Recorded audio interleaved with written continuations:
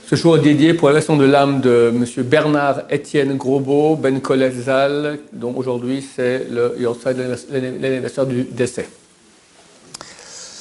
Donc ce Shabbat, attaque surprise du Hamas, en tout plus de 600 roquettes envoyées sur Israël, hélas 4 morts, et personne ne comprend. Pourquoi il n'y avait pas de tension, il n'y avait rien de spécial, tout au coup comme ça leur prend la mouche les a piqués et ils envoient 600 missiles bizarres.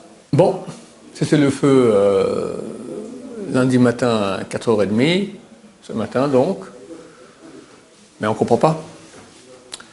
Ce matin, on apprend sur les nouvelles que les États-Unis envoient un porte-avions avec une escadrille de bombardiers et Bolton, le chef de la sécurité américaine, dit un message clair à l'Iran que si jamais ils veulent toucher l'Amérique ou les alliés de l'Amérique, alors ils se mesureront à une force implacable. Ça veut dire, attention, on est là. Et on ne comprend pas non plus le rapport. Et il y a une heure, c'est sorti sur les ondes, Baruch Hashem, et là, c'est la nouvelle des nouvelles. Rouhani, donc le chef de l'Iran, va vraisemblablement mercredi ou les jours suivants annoncer, il y a déjà des fuites comme ça, qu'il se retire de l'accord sur le nucléaire, en tout cas en partie, et va annoncer qu'il va de nouveau enrichir de l'uranium. Ça s'appelle en bon français déclaration de guerre. Jamais l'Amérique va accepter, donc faites vos jeux, rien ne va plus. Ma chère is on the way, il faut se préparer.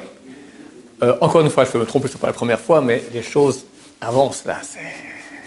Je vous rappelle que la Gemara dit qu'à la fin des temps, il y aura une guerre entre la Perse et donc la Perse et l'Iran, et Édom c'est l'Occident. Ça sera juste avant que Mashiach revienne, comme ça dit le Tosot au début, traité Avoda Zara. Donc j'espère qu'on est, moi je suis convaincu que, comme d'hab, ça devait être normalement la Pessah, mais bon, ça a déjà commencé, tout est déjà fixé dans le ciel à Pessah, c'est clair.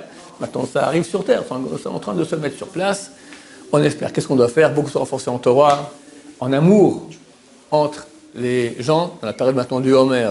Les 24 000 élèves de Rabbi Akiva sont décédés parce qu'il y avait un manque d'amour, donc beaucoup de kavod l'un à l'autre, pour faire attention de ne pas lâcher en arabe, beaucoup respecter l'autre, tchouva total, et se réjouir parce que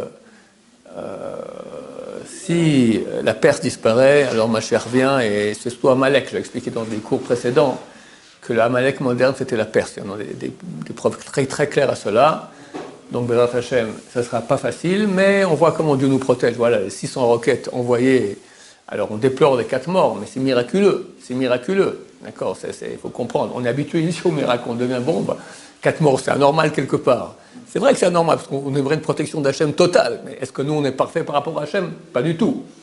Donc c'est clair que, bien qu'on soit très très loin d'être parfait, néanmoins Hachem met un dôme de lumière, en plus du dôme de fer, qui est aussi une invention extraordinaire, dont les auteurs se disent c'est la main d'Hachem. On a les enregistrements du type qui a le dirigeant de tout le programme Dôme de Fer, il a dit « Mais Hachem, Haïtazot », ça provient d'Hachem. Quand on a voulu faire ce programme-là, on a parlé aux Américains, ils ont donné 100 preuves que ça ne peut pas marcher. Chaque preuve en elle-même faisait que tout le projet était à l'eau. Il y en avait 100 comme ça. On a réussi quand même. D'accord? Donc c'est la main d'Hachem. Mais même sans Dôme de Fer, on voit des miracles extraordinaires sans cesse. Sans cesse. Donc on remercie Hachem pour le passé, et on le supplie pour la suite. C'est écrit que celui à qui on fait un miracle et remercie Hachem, alors on lui refait un plus grand miracle. Alors on remercie Hachem, on doit faire un grand repas de fête pour tous les grands miracles qu'Hachem nous fait. Alors on remercie Hachem en public, et grâce à Hachem, ainsi il nous fera encore des grands miracles. Amènera la Géoula Bekarov, Amen Ken Yiratzon.